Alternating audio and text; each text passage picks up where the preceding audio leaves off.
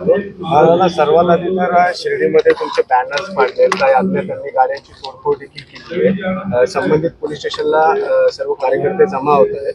वातावरण थोडंसं टेन्स आहे, कसं बघतो? नाही, काय टेन्शन नाहीये. आपण जी गुन्हेगारांच्या विरोधात मोहीम राबवलेली आहे, शिर्डीमध्ये एक सक्त भूमिका काही ठराविक गुन्हेगार प्रवृत्तीच्या लोकांविरोधात शासनाने घेतली. प्रत्येक भाषणामध्ये जे मी बोलतो, हे गुन्हेगार फक्त रात्रीतच हल्ला करू शकतात, पण मी यांना सांगू इच्छितो की तुम्ही काही जरी केलं तरी तुम्हाला हद्दपार केल्याशिवाय मी थांबणार नाही. भयमुक्त शिर्डी आणि त्याच्यानंतर भयमुक्त अहिल्यानगर. मग लोकप्रतिनिधी जरी भय निर्माण करत असेल त्यालाही भयमुक्त करून टाकू, आणि कोणी गुंडगिरी करत असेल त्यालाही भयमुक्त आम्ही करणार त्या ठिकाणी. त्यामुळं या सगळ्या छोट्या गोष्टींमुळे मी लक्षही देत नाही आणि भानगडीतही पडत नाही. संगमनेरमध्ये गेल्या काही दिवसापासून वातावरण दूषित करण्याचा प्रयत्न होतोय. काल देखील गणेश विसर्जनाच्या वेळी कुठेतरी राजकारण पाहायला मिळालं. आता मी अनेक वेळेस म्हणतो, हा विषय संपला पाहिजे. संगमनेर मतदारसंघाच्या जनतेने विकासासाठीच परिवर्तन केलेलं आहे, पण ते विकास मागे ठेवून दररोज ह्या सगळ्या गोष्टींमध्ये जे भांडणं होतात, वाद होतात, हे दुर्दैवी बाब आहे.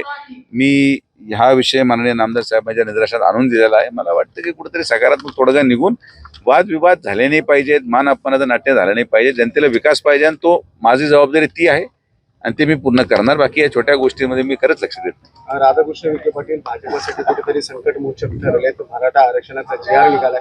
मात्र आता जरांगे पाटील यांनी 17 सप्टेंबरचा अल्टिमेटम दिलाय. 17 सप्टेंबरच्या आधी प्रमाणपत्र हातात आहे. कसं बघतो? तो विषय तुम्ही अध्यक्षांनाच विचारला पाहिजे. मी काही त्याच्यातला काही माझा संबंध येत नाही.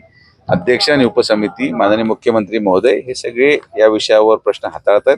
ते योग्य तो निर्णय घेतील आणि योग्य ते उत्तर माननीय जरांगे पाटलांना कळवतील. देवाभाऊंचे कुठेतरी मुख्यमंत्र्यांचे फोटो लागले, जाहिरात बंद झाली, त्याच्यावरून रोहित पवार टीका करताना पाहायला मिळतात.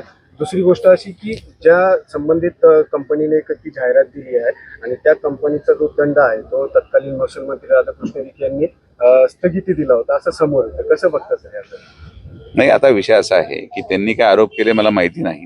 मी ती माहिती घेतो आणि जे काय असेल उत्तर आम्ही देऊ. काय आम्ही कुठं पळून गेलेलो नाहीये, त्या जिल्ह्यातच आहेत आणि आम्ही जिल्ह्यातच आहोत.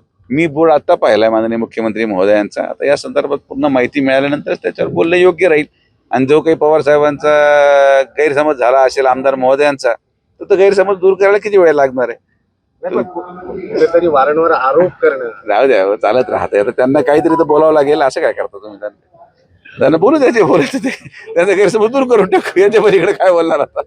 पार पडतीये. कसं पाहताय मराठा ओबीसी मधून कुठेतरी युतीमध्ये धुसफूस पाहायला मिळते? नाही, ठीक आहे. आता काय आहे की शेवटी तो जे.आर जो निघालाय त्याच्या बाबतीत काही संभ्रम असेल, गैरसमज असतील, तर माननीय मुख्यमंत्री महोदयांनी तो विषय स्पष्ट केलेला आहे. आणि जेव्हा एवढे मोठे नेते त्यावर भाष्य करत असतील, तेव्हा माझ्यासारखा छोटा माणूस त्याच्यावर बोलणं हे संयुक्तिक नाही. सगळेजण एक आहेत. कुठल्याही समाजाला अन्याय होऊ नये ही भूमिका राज्य शासनाची आणि राज्य शासन ती योग्य रीतीने पार पाडतील. धुसफूस कुठलीच नाही. समज गैरसमज असतात, पण माननीय मुख्यमंत्री महोदय सक्षम आहेत.